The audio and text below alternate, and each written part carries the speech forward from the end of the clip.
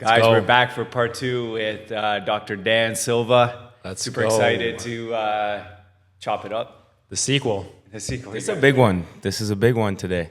Because we've known each other 6 months. Yeah. Which feels like 2-3 years. Yeah. And a lot has happened in 6 months. Yeah. It's been a wild ride. It's been fun. It has been great getting to know the two of you guys, being part of the Resilience family, kind of blending the two communities together as well. I still remember the first time we met in the field house at Durham, and we just collaborated right away. We just kind of clicked, talking about the same love for sports and fitness and wellness, and it's been such a fun journey, man. And 100%. Jerica too. 100%. Shout out Jerica. It's been awesome. Jerica again, yeah. It's been my amazing. business partner. She's amazing. The third podcast, let's bring her on. We got Jerica. You got to come on the third one. We have to. That's her official invite for sure. I was talking to her about that. She said I got a tentative yes, so. Okay, good. And it's on camera now, so it's locked in.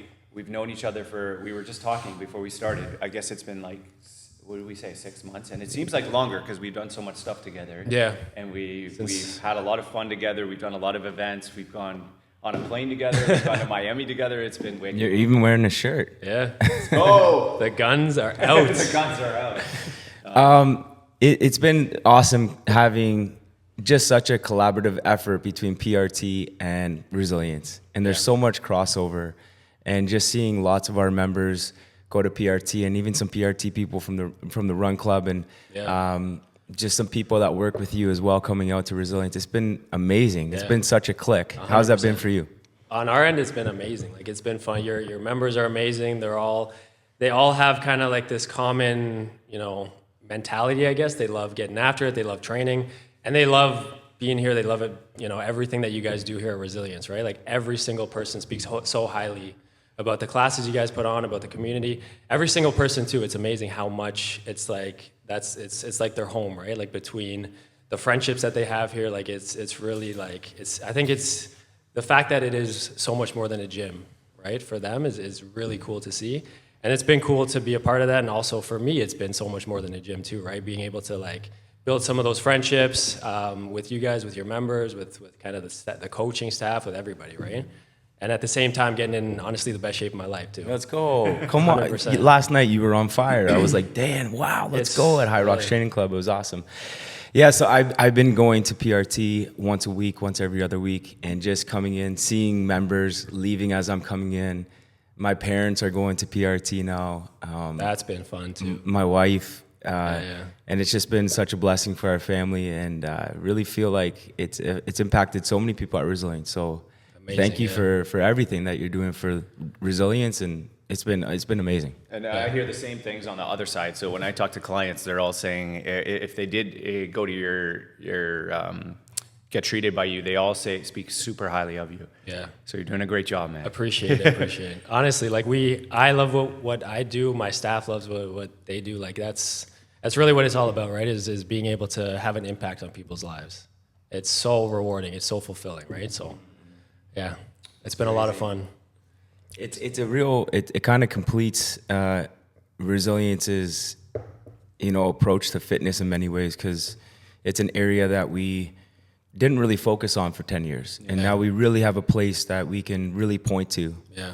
In you guys, and it's been awesome having that, just that trust, knowing that, hey, you're dealing with this injury or you want some advice on this. We're not experts, but we know a place that is, and that's been huge for our business and our community. Awesome. So it's been if great. we can just keep people at Resilience, the results that they're going to get is going to be amazing, right? Like if they can train hard, and then they can also get that recovery dialed in, if they can come back for those next sessions ready to work instead of still feeling the last session, or still, dealing with nagging injuries or whatever it is. And if that's just our piece of the puzzle, that's amazing. I love it. That's been a huge change. I've seen, like, in the past, we'd have a lot of people come in, they get injured, they stop, they lose motivation, they stop working out, they stop training. Since you've been working with a lot of the clients, encouraging them to work through the injury, educate them, they do their rehab, they continue to keep that motivation going. Mentally and physically, it's huge. Right? It can be really, for someone especially someone that comes in that's just like maybe started their fitness journey, they start working out, they're super gung-ho, it's very debilitating for them to work really hard. And when they're working really hard and they haven't done maybe a lot in the past, it's often they get injured, right? it's a huge setback for them. It's such a blessing to have you like as a resource. Yeah. I mean, that injury risk when you first start coming to the gym is so high, right? Like I don't know percentage wise how many people get derailed from like these big goals that they have just from injuries, but I know it's going to be high, right? Like, so many times people get into the gym, they're excited, but if they haven't done anything for 10 years, their body might not match where their mind's at, right? Like their mind's so ready to go, it wants to push. They might still feel like they're 25 years old or 15 years old when they used to, be whatever, a soccer player, a gymnast, whatever, football player, but they've been out of the game for 10 years. The mind's still there, the mind still wants to push, they still have that competitiveness, they still have that competitive fire, but just like all of us do, right? But sometimes the body might not have the capacity for it, right? So being able to manage that and being able to be a part of that is, I think it's special. And even just your approach, I mean, it's very generalized, like what I'm going to say, and I'm sure it's different case for different injuries, but, I have been dealing with an Achilles injury, and, the first time I came in to talk to you, but we got strengthening it right away. Yeah. Like we started to get it moving, strengthen it like day one. Yeah. I was talking to you about icing, and you're like, no, we need to strengthen right away and get things going again. So it's interesting. Like the landscape for what to do and how to manage an injury is changing a lot, right? And a lot of people are still using that rest, ice, compression, elevation, that RICE method from before. Like that's what I used to do growing up playing sports, right? If your shoulder hurts after baseball, you throw an ice pack on it, right? But a lot of it's changing now. We're realizing that like loading the tissues is really what creates change, and using ice, especially in the beginning, it's almost detrimental to the healing process because you want a little bit of inflammation. It's the body's kind of natural way of healing, right? The body, there's a reason for everything that happens in the body. So there is a reason for that inflammation. You get inflammation after an ankle sprain, but you also do get inflammation after like a heavy bench press deadlift session, right? In weight training, that inflammation leads to muscle growth, right? And if you use, let's say, if people jump in a cold plunge right after resistance training, it lowers the amount of hypertrophy, the amount of gains that they're going to get after a training session, right? You've heard that, right? So it's the same sort of thing in some ways with an injury. Like you want that natural inflammatory process to happen. You don't want to dull it out with the ice, but we want to manage it. So you want to manage it with like movement, and you want to manage it with load. So inflammation is almost a good sign. It's it can be a good sign. It's necessary of healing. Yeah, you almost have to trust your body that it knows what it's doing, and not work against it in some ways, not fight it, right? To a certain extent, like you want that inflammation to be managed, but we want to manage it with movement, right? Just gently, like if you sprain your ankle, just gently moving it up and down. If that's all you can do, you start with that day one, and then you just progress from there. What do you tell your clients when you're talking about, like, I know you do a lot of strengthening, right? So if someone injures, let's say their ankle or something, or their calf, and you start implementing strength training, what is like the threshold of pain tolerance you talk to them about is it like if there's any pain and they're rehabbing in their strength exercise, or do you tell them to I think like a little bit of pain is okay? How do you manage that? Usually a little bit of pain is okay, but there are just so many factors that it's hard to give just one answer, right? So some people, for Andrew especially, right? Like he's a dog, he's gonna push through pain. You almost have to like reel him back a little bit, right? Like if I tell him, don't worry about the pain, just go, the guy's gonna do 1,000 calf raises and he's gonna run 10K and he's gonna come back the next time and his ankle's all flared up, right? That's accurate. Right, so it's a little bit of like knowing the person too, right? You also have the opposite side of that. Some people are very focused on their pain. They get really almost like in their head, they worry a lot, right? You get that anxious type of person where every little ache, every little bit of pain, they're like, oh my God, my ankle hurts a little bit when I do this. I don't think I should do it. But that type of person you want to push, and you want to let them know that pain is just a signal. You have to push through it a little bit, right? Mm-hmm. So pain always is just a signal. It's more about just reading what it's trying to tell you. It's incredibly similar to fitness and training people. It's like every single client, every single member has a different sort of threshold for being able to push. Yeah, so reacting to intensity, and then kind of reading that client and understanding them and what they need. Yeah.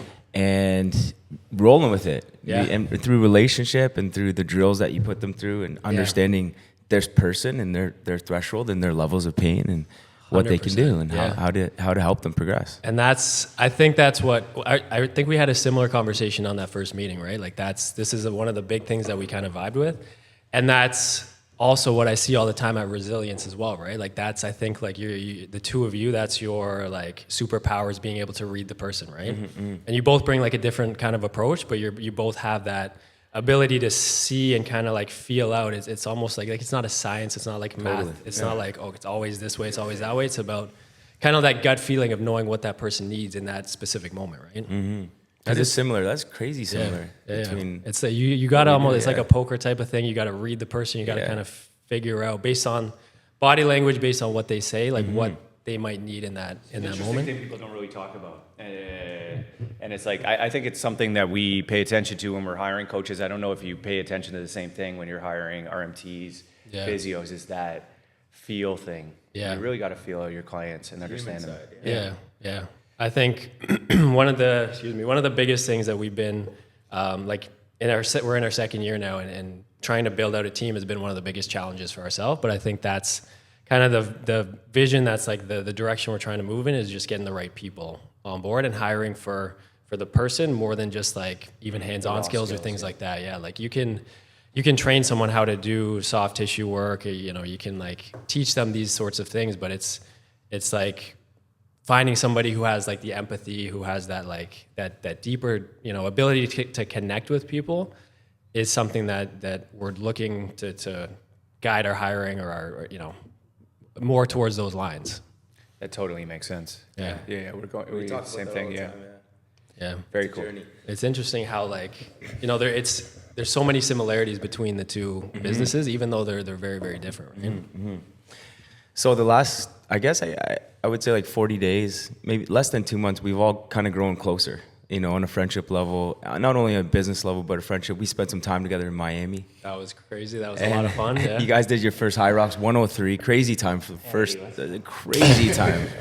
You guys kind of set the tone too. You guys were early in the morning, and that was so much fun. Just spending time with you, and talking fitness and talking basketball, going out for food. Yeah. But fast forward a couple weeks later, we just kind of were hungry for more challenges. Yeah. And I was at PRT, and we were talking about the marathon, and you're a big runner, and you've really encouraged me in the running part of my fitness journey. And we have a crazy October coming up, boys. Yeah. It's wild. I don't know. How are we going to get into this on this podcast right now? Why don't, Andrew, just keep going on that story. Talk about talk about the Oktoberfest. Oktoberfest. I mean, there's a couple guys that are probably listening to this podcast, but essentially, HYROX Canada announced that the next HYROX will be in Toronto, in Toronto, in October. And I think it's coming to Vancouver later in the year, but we'll see what happens.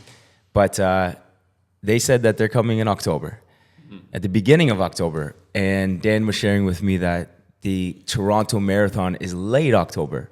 So I said, wow, man, that could be a crazy duo. And Dan was like, we got to do it. And something clicked when I was at your place at PRT, and I was like, I think we can do this, man. And you just encouraged me to take that leap, and something just clicked, and I was like, I'm all in, man. Let's go. So we're doing a HYROX and a marathon in the same month with like probably 10 other guys at Resilience. Yeah.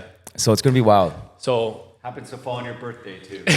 What's that? I said it happens to fall on your birthday too. Andrew's birthday. Yeah. Well, talk about, I mean, we're having that conversation. What kind of switched in your brain to say like, yeah, 100%? Like, because you've never run a marathon. Like I've done one.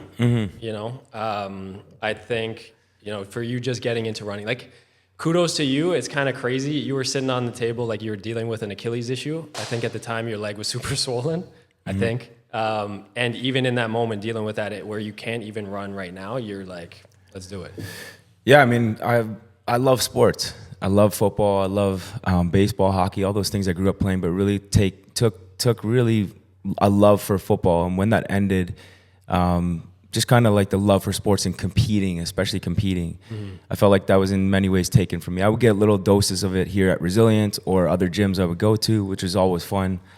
But then HYROX came on the scene and really kind of revamped that competitive side, and something that I could do at 38 years old and with kids and really enjoy it. And a big part of that is running. Yeah. A big part of HYROX is running in a different way that I've ran before. I mean, football plays, like I've said on the podcast, are 3-4 seconds. But running for long distance, that's a whole nother realm of fitness, of sport. Yeah. So different ball game. A different ball game. Different, like a different beast. 100%. Really. I mean, we're going to go into it in the podcast, and I've just been so humbled in the last couple months. I feel like so unathletic. I feel like I'm starting from scratch, but we'll save that for later. But I mean, working on the running side of HYROX kind of opened my mind. Like, this is a real endurance battle. This is about recovering. This is about hitting different heart zones, like heart rate zones. I've never even thought about that in my life, right? There's that whole, like, you know, all the science, all the physiology. And totally. Like, one of the things I love about the sport of running is, like, almost nerding out to some of that stuff, right? Like, understanding how to program, understanding how to, like, keep somebody healthy during this type of training program. Mm-hmm. And then also, like, continuously progressing towards some sort of goal. Totally. I think that's like one of the biggest things about HYROX, about marathons, about all those things, is having that goal, having it on a set date, mm-hmm. and then setting out this plan and kind of being able to envision the process, and then having the discipline and the dedication to push through that. To see it through, yeah. And then throw in another event that is a different sort of approach. It is running, but it's also HYROX. It's also, you know, it's a real mix of things. It's different modalities, different approaches, different training sessions. But I mean, I haven't really told you this too much, but the hybrid training, something that excited me a lot about the marathon was I was thinking, how much stronger can I get while I'm training for a marathon? How much strength can I continue to increase? How much weight can I keep on? Yeah. So for me, when I thought about the marathon and HYROX, I said, man, this is going to be a challenge. I want to see if I can actually live up to what we represent, which is home with a hybrid athlete. Right. Can I actually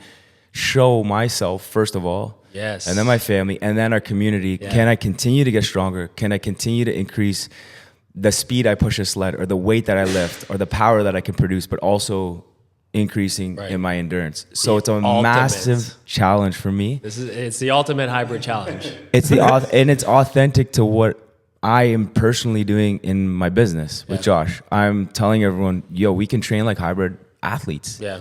You know, and it's not necessarily both at the same time. You can get stronger and faster and be fit and all these things. So it's an amazing challenge for me. I'm really gonna walk it out. Yeah. Yeah. I think that vibes with me a lot too, because it's similar, and again in the same sense, like the recovery demands is more where my brain goes to that, right? Mm-hmm. So for us to be able to, like, from a PRT standpoint, to be able to train for something like that, using myself as like the test dummy, right? Yeah. Can we train strength? Can we train HYROX? You know, can I come on Wednesdays and do the HYROX simulation or type training? Exactly. And then, you know, easy run Thursday, strength session Friday, and a 30K run on Sunday, and be able to recover from that and still run the business and still treat and still, you know, manage all of these things. And the recovery has to be, it's also the ultimate recovery challenge at the same time. Yes, right? massive part of it. You saying that just kind of unlocks something in my head too, where it is that, like, you're using yourself as like the example, as the test in this situation, right? Yeah.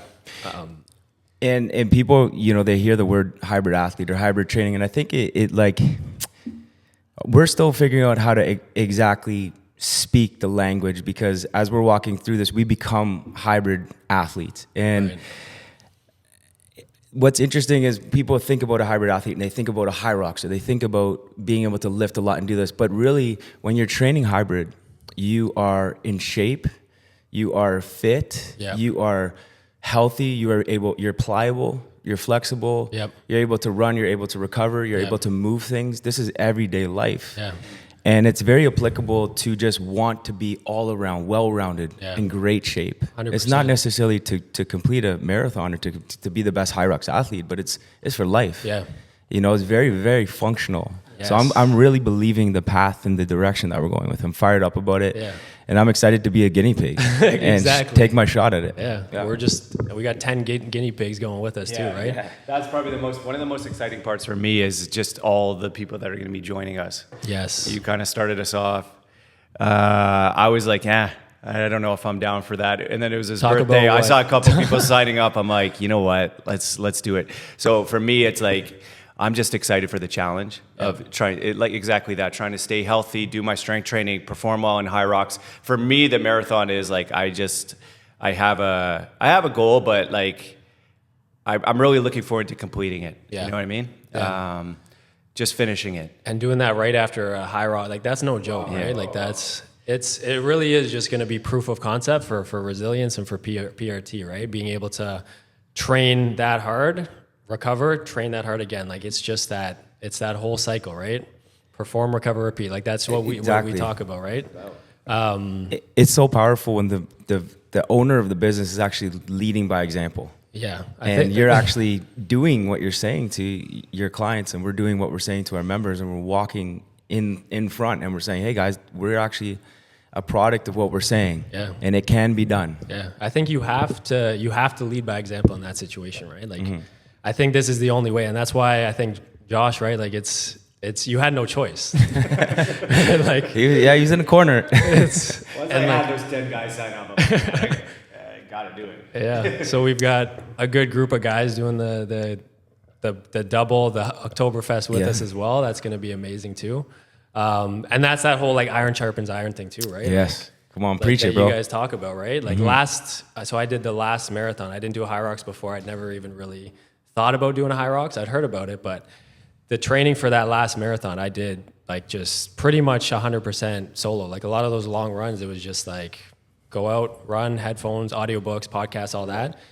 And the idea of doing that with, a group of guys or going out and doing a long run with like a pack is it gets me going, it gets me excited, right? I think it's going to unlock a whole other level of training in myself, right? And I think that's going to show. I think I'm planning on destroying whatever I did last year. Let's go. What was your experience like last year? What did you learn from it? Like I know it was your first one last year. What did you learn from the training? What did you learn from the race? So yeah, the training for last year, it was hard because I was actually managing an injury at the time too. So for me, this was the first time doing a marathon. My body had never done that before. I don't think I learned a lot. There's a lot of things that I did that I would have done differently if I could have done it again. I think I ran too fast. I did a little bit too much high intensity stuff in the beginning of the training blocks. Yeah. I'm talking about like 12 weeks, 16 weeks out, where I was feeling good and really excited and really pushing it. And I'd never run some of these longer distances before. I've done a couple halves, but those were even like 4 or 5 years beforehand. So my body wasn't ready for the 15K, 20K runs. But just jumping into those and jumping into them at probably too high of an intensity, doing some interval type work alongside that, I was dealing with like hip pain, sciatic pain for most of the training block. So I really had to scale back a lot of the volume in my plan. So I set out for a plan. That plan that I drew out for myself in the beginning of the training block, I was supposed to get to like 80 kilometers per week, 90 kilometers per week, right? Like you're supposed to, and everyone talks about getting up to that level of mileage. Before the marathon, because that's what's going to carry you through those last 10 kilometers. One of the quotes I love about a marathon is it's a 32K warm-up and then a 10K race. Drop that on the chat. 100%. And that was my experience exactly. Like that race didn't start until the last 10 kilometers. I want to ask you a little bit numbers stuff because since you were saying that you were going maybe a little bit too fast. So just to give you, I know your numbers from the 10K, you were running 4-minute kilometers, right? So on your easy runs, if you were to plan this out now, knowing that you're like that quick, what type of kilometers are you aiming, speed per kilometer are you aiming for on your easy runs? Because a lot of people, like, from what I hear from a lot of runners, a lot of them are like, you really got to slow down your easy runs, and it's really challenging sometimes to do that. It is, and I struggle with it a lot, right? It's that same, like, when you're doing some of those easy runs, you really have to, like, reel in that part of you that wants to get fired up and just run, right? Yeah. Because it does feel almost like painfully slow. So most of the runs I'm doing at like 6 minutes per kilometer, 6:15 sometimes. Okay. I'm looking at the heart rate. So for me, I try to keep my heart rate below 150. Yeah. And that's what I've determined is sort of around my zone 2, right? Like there's a lot of different ways, a lot of different ideas out there that people talk about in terms of like how to calculate zone 2. Yeah. For me, there's something called the Maffetone method, which to me, it's just the simplest way to figure that out. And it's also like anybody can do it, right? So 180 beats per minute minus your age. Yeah. And that's kind of like the ceiling for your zone 2. So for me, it's around like 147. But you can plus or minus about 5 beats per minute, depending on how trained you are. So if you're more trained, you can go up and push that a little bit. Oh, I didn't know that part of it. That's very cool. Yeah. So there's a little bit of a buffer room there, but you find that number and you try to stay below that, right? It So kind of flips into like anaerobic levels once you pass. yeah, that's where you get into zone 3, which is like purgatory. So zone 3 is like, you're not really aerobic and you're also not really anaerobic. So you're kind of in the middle. You're not making aerobic gains and you're also not making those anaerobic gains, like the lactate threshold gains and the VO2 max gains. So a lot of new runners, one of the biggest mistakes that they make is they spend a lot of time in like zone 3, you know, those like medium hard runs where you're not really getting the benefits of zone 2 of the easy runs, and you're also not even getting the benefits of the intervals, the tempo runs, the VO2 max type runs, where you're building a VO2 max, you're building your ability to shuttle lactate throughout your body, right? So that's probably one of the biggest mistakes I see. And then also from like an injury standpoint, you're not getting like the recovery of zone 2. Like there's so many benefits of those easy runs. Oh, you can feel so good after 100%. like a zone 2. Sometimes I start those zone 2 runs or the recovery runs, my legs feel like bricks. Afterward, it's like the soreness goes away, your legs are ready, they're fresh, they're ready to go, right? Right. That's awesome. No, I was just thinking a little bit more about the hybrid conversation and what you're saying right now, and like the two schools of thought. You were even talking about the Rice method before and recovering in ice, and now there's kind of this different school of thought to really recover right away and strengthen. You know, for so long, people have thought you have to be an endurance athlete, but you can't be strong. Yeah. Or you can be super, super strong, but you can't run. Right. And this it's is like one or the other. And this is sort of the game that we're all playing now is, no, we can hold it down. We could run for 2 hours. We could run for 3 hours. Yeah. And then we can come and hit a big strength session. Yeah. Hit that 225 bench after Let's a go. 30K run. Let's go. We should do like a powerlifting meet. Well, listen, November 1st, like listen, a week after the marathon. we got a very long distance endurance event. We got kind of like a hybrid with the HYROX. Yeah. We need a strength. Yeah. Patient, Coach Patient, we got to talk to him about that. We need something to do with strength. Like a week after. Powerlifting meet. Powerlifting, November yeah. 1st. That's pure. That's the ultimate hybrid. So Yeah. we'll see how it rolls out. Yeah. We'll see how it rolls out. I mean, hey, if you can run a marathon and then you can bench 225 in the same week, I think you're a certified hybrid athlete. How do you think? Because I had a lot of, or no, I didn't. I had one person say to me, "Oh, like you're doing both of them. It's gonna be, it's gonna be hard to do both of them." How do you think the running training, doing that much running, is going to help, or like how do you think that's gonna affect HYROX? Because as we know, it's such a running event, but it's 1 kilometer. Yeah, right. I've been thinking about this so much since we made that decision, the whole, October, like that crazy moment, right? Like when we decided to do this, I keep thinking about how to structure this training, right? Because I have a pretty set, people have been training for marathons for years. There's a very set blueprint for that. And then HYROX, it's kind of new. People don't really have that strict blueprint. There's a lot of different schools of thought as to how to train, right? But one way or another, you have to maintain strength, and you have to have that like aerobic engine, and you also have to be able to have that high anaerobic threshold as well, right? HYROX, it's about an hour, maybe an hour and a half, or longer. It could be up to 2 hours. Whatever it is for you, you're pushing in those zone 4, zone 5 for most of the race, right? But I think the biggest benefit from the marathon training that's going to translate over to HYROX is being able to spend a lot of time in those zone 2 runs. So that's building that engine, right? That's building that engine, that like aerobic engine, your ability to use oxygen and fat to fuel your body, right? So the more time you spend in zone 2, the better you get at that.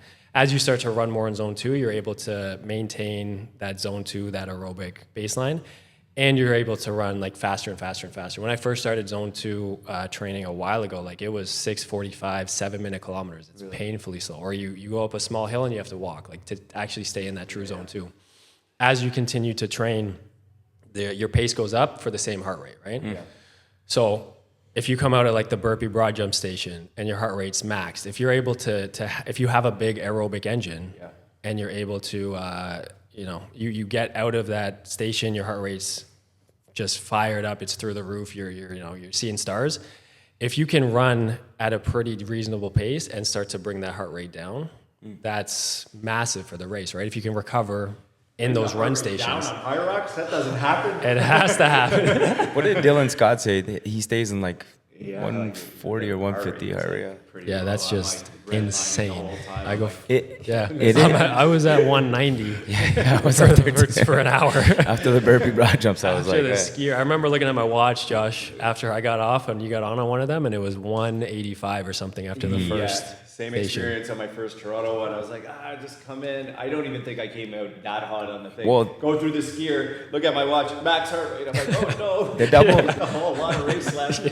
The doubles, you can just kind of getting really started. get up there and push intensity because you're taking a little break. So you come in and bang, right? You push That's that like- intensity and then that's that hockey shift, like that 45 seconds Exactly. on, 45 seconds off. yeah, it can really jump up there. 100%. But yeah, it's gonna be quite the formula to crack. I don't think there's one way to do what we're about to do. No. I mean, I think we're all gonna learn a lot of lessons. I think we're 100%. gonna a lot of time is probably going through different things and maybe some nagging things, Yeah. like the Achilles Yeah. and learning Yeah. and coming back stronger, talking, keeping each other accountable. But there really isn't one way to do it. We got to figure out. Yeah, and it is. You know? It's almost like the way that I've kind of structured it in my head is you're going to have basically like a budget, right? So you have a certain budget of intensity that you're going to be able to do in a week, right? Like we can't just go out there and just do a Wednesday HYROX class and then do intervals on Thursday and then run 30K on Friday, right? Like Not going to happen. it really, you have to almost trust some of that crossover training to help you in the opposite one, right?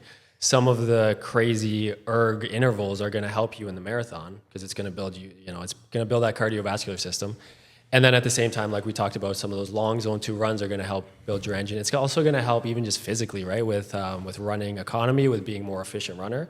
If you are a really, really good runner and you're really, really efficient, your form's dialed in, that 1K run, those 1K runs in HYROX, like when you're gassed and when you don't even know, like you can't even see straight, right? Your body just knows what to do. It's You're going to smack those ingrained. 1Ks, It's Smash 'em. automatic, Yeah. But if that can be subconscious, if you don't have to think about, okay, running form and everything like that. It's just, you are an efficient runner. You naturally run efficiently. It's going to go a long way towards making those 1K runs, a little bit easier, or just letting you push a little bit harder on the 1K run. Not going into it blindly, but definitely as a rookie, I'm definitely thinking a lot about the correlation between the ergs and those sort of mixed modalities, kind of some of those AMRAP workouts that will definitely have a correlation to the marathon as far as the engine, and probably sticking to 2 or 3 big strength days for me. That's kind of how I'm going to approach it. And then those long runs, those zone 2s. Yep. But really, those high intensity days will really come from those HYROX workouts for me, and one track day. I'm definitely going to stay true to that. Yeah. Some 400s, some 800s, work up to 1600s, 1K repeats. It's gonna be It's both. It's that correlation of both for sure. I think we can do some fun stuff on the track. Yes. For sure. Like some crazy things actually. Yes. Like 5K intervals, stuff like that. Oh yeah. Let's talk about the Track and Run Club. How's that been going? For someone that may not be coming out, what would you say to them that maybe want to get into training, maybe want to get into running? How's it been going, the Run Club? It's been amazing. Honestly, those first couple of weeks were way, like with the turnout we had, the energy, it was way more than I even anticipated. Yeah. Right? It was amazing. I think one of the goals that we set out in one of our initial videos when we were trying to introduce the Run Club was really trying to make it known that this Run Club is more of it's almost like Learn to Run, but it's for everybody, right? Like, what's the thing that you guys always say? It's come as you are, something like that, right? Is that right? Yeah.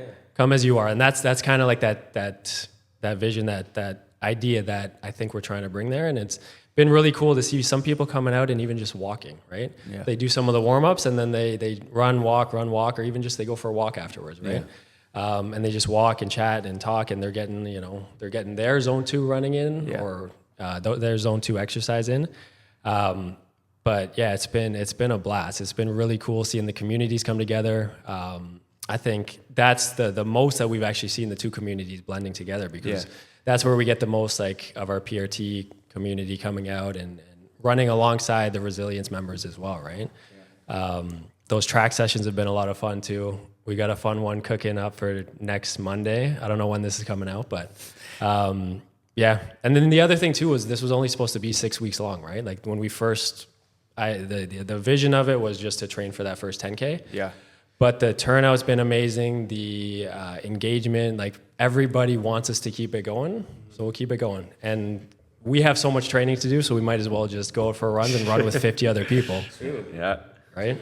Running can have such a bad rap for the average person. They really don't like it, for a lot of people. It's a very general statement, but I think the run club has sort of shown people it could be fun. 100%. This thing can be, this can actually be enjoyable. Yeah. One of the things I really enjoyed about how you approached coaching it was really making it accessible, like you said, for everyone, and saying, hey, if this is where you're at, this is how we're going to warm up, and then there's this option, and then there's this option. Yeah. So pick whichever option is best for you, and then people kind of have that comfort level to maybe take that leap the next week. Yeah. So it's been great. I love how it's rolled out. It's been awesome. Yeah. It's been fun teaching people kind of like the basics of running, some of those A-skip drills, bounding drills, getting a group of 50 people trying to do some of those real difficult coordination drills it's been entertaining. It's been fun, but it's cool seeing some of the progression week by week too, right? Going forwards, if we can get people, signing up for a half marathon even, or a 10K or something that they just at the beginning of the year never would have thought that they would be able to do.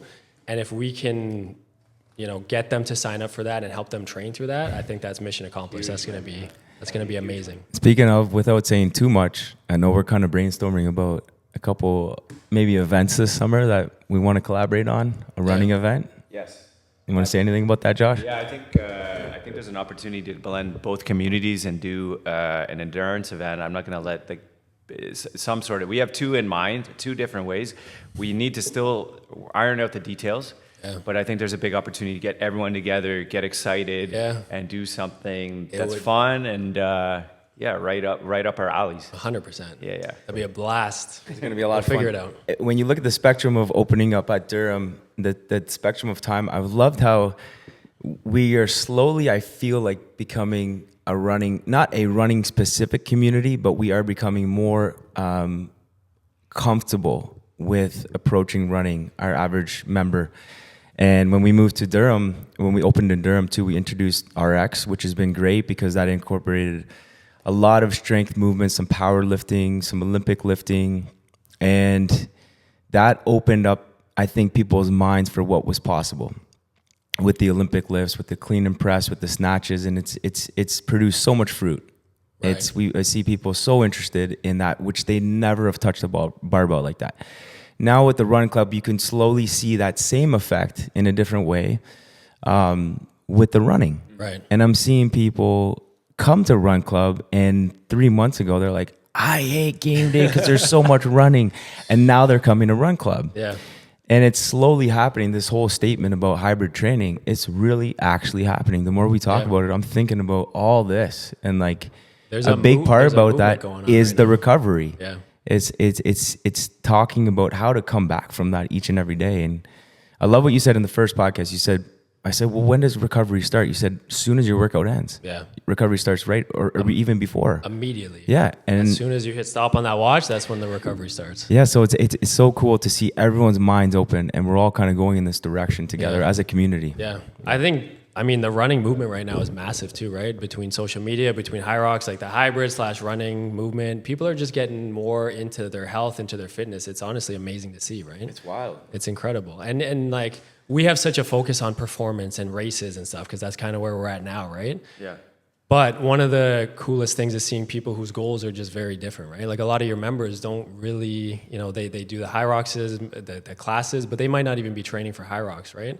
Some of their goals might just be to be able to stay fit for longer, right? Get their blood pressure down. Yeah. Maybe diabetes runs in their family, getting them feeling healthier, getting their those risk factors for chronic diseases, dropping them down, right? Mm-hmm. And being able to live longer, to stay healthier, to give them more vitality through life, right? I think that's a lot of what this whole hybrid training is as well, right? Because then all that zone 2, all that heart rate type training, as you age, that's going to help you, live longer. All of those risk factors for cardiovascular disease, strokes, brain health, Alzheimer's, those types of things, they're all going down. Mm-hmm. But then also the strength, right? The grandfather wants to be able to play with their grandkids, pick them up, throw them up, run around with them. It's like you said, it's training for life, right? Yeah. Mm-hmm. It's been fun. I'm excited for the future, man. Oh yeah, it's gonna be great. We're really walking this thing out. It's gonna be great. Wow. All these amazing things we're talking about. The truth is too, as we're really focusing on hybrid training, I've also experienced a lot of setbacks. Yeah. I've experienced a lot of challenges kind of starting my running journey and trying to balance strength. Yeah. I've had a few injuries. And I think it's important to talk about the willingness to start from scratch and be okay with being at zero. Yeah. And that's been, in many ways humbling for me. I'm just speaking for myself, an athlete doing stuff that I'm comfortable and good at with certain drills and certain lifts and certain sports. And this kind of approach to training has really humbled me. Yeah. It's been a journey, and it's been a short journey. Yeah. I mean, you're at day one of this, right? I've had to stop twice or 3 times on a couple of long runs, and I've had to use the washroom, and I've had to honestly just pull over and go in the and I come home and I'm like, Kara, you have no idea what just happened, and just even humbled in that sense. Yeah. Because I attribute that to my preparation. Right. When did I have my pre-workout? Did I have pre-workout? Did I have a gel? And I'm literally learning from scratch. Yeah. I'm dealing with an Achilles, and I'm just willing to go through that because I know that's the best way to learn. Yeah. The best way to learn is kind of go through these moments where you have to run to the woods to go to the washroom, and then keep running, and then come home and scratch it off the list and say, okay, I got to change that. Never again. Yeah, never again. So for the people listening, what would you say to them to encourage them to start this journey? What we're talking about, this hybrid style training, even if they're not running a marathon, but they're thinking about an holistic approach to health, endurance training, strength training, recovery, all of these things, they don't even know where to start. Yeah. What would you say to them? I mean, exactly what you said. I think you just start from wherever you're at, right? I think you have to set out a vision. You have to figure out why you're doing this, and then you have to set out a vision, and you have to really be okay with this taking a long amount of time, right? Yeah. Nobody, you're not going to train for this marathon in 2 weeks. It's going to take a long time. It's going to take consistency, and it's going to take gradual increase in effort and in your workouts and in your training. And it's gonna be a journey, right? There's gonna be ups, there's gonna be downs. You're gonna deal with some aching, some nagging injuries.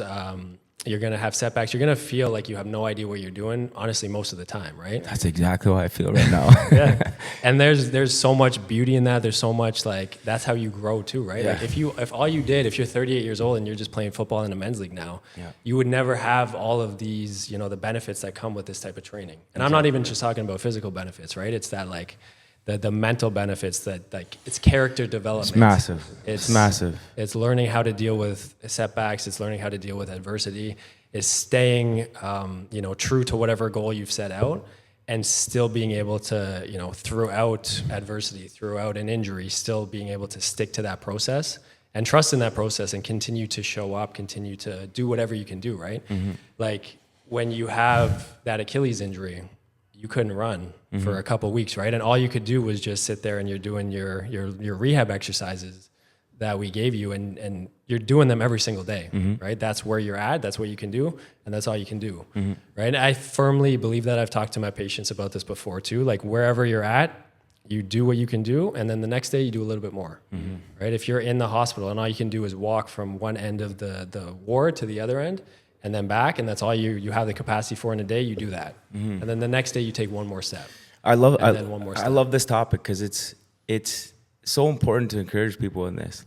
Embrace starting from scratch, embrace not knowing, and embrace maybe not being good at something. Yeah. And it is a journey. I think maybe there's more tough days than there are good as far as performance, and maybe making that click feeling. It's all clicking. For the most part, it doesn't click at the beginning. No.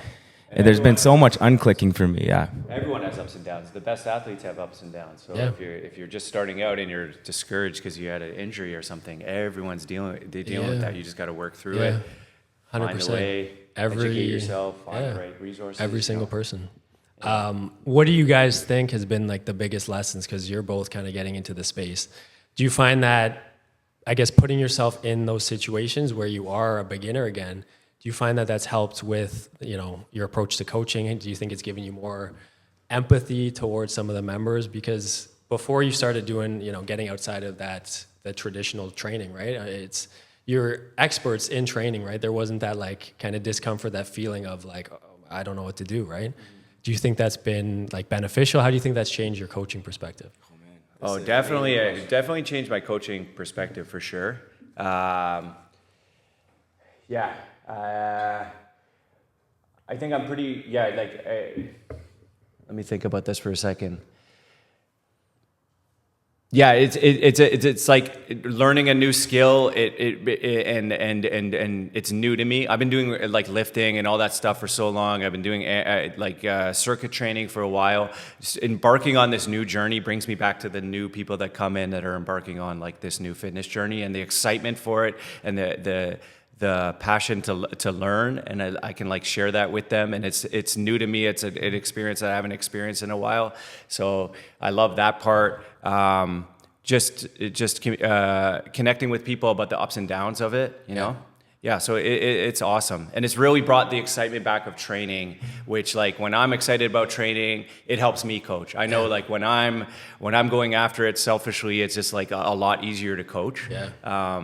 That energy just spreads, right? Yeah.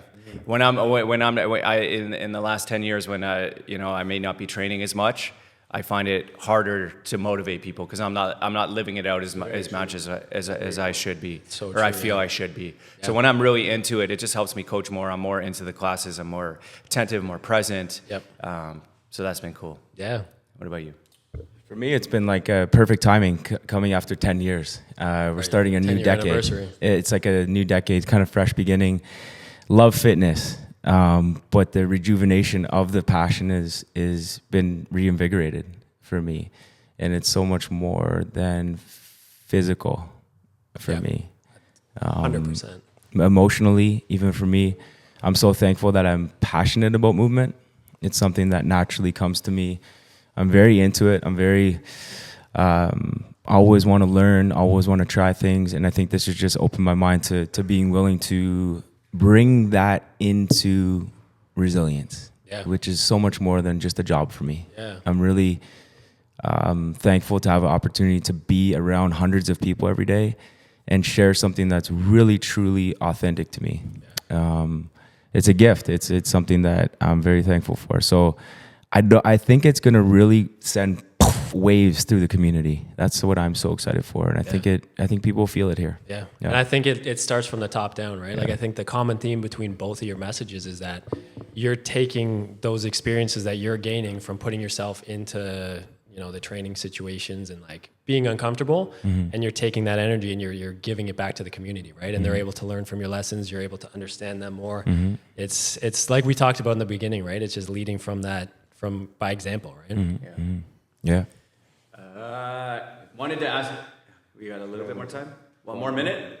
Okay, I won't ask the question. Dang, I could go on for 2 more hours. I know. Shoot, man. We can get Exactly 60 seconds? Or do we have 120 seconds? It's over 50 minutes. 50. It's maxed out soon, eh? Guys, we're maxing out. We're going to have a part 3. I feel like we're just warming up Trilogy, here. I know. Seriously, I'm starting to just... It's a lot more. These are deep conversations, I think. I think, I don't know. I for me personally, I think I get more benefit from all this training in terms of like the mental aspect of it, right? And that's kind of what we'll save that for the next time. But I think that's that's the beauty of it. On that too. I love the differences of the mental between like actually going out, like strength training, going AMRA, and then the running training is totally different. There's a lot of what I love is that alone time. You have time with your thoughts. You don't get that much in life. Sometimes it can be really busy. I've been really, really loving that. For my character.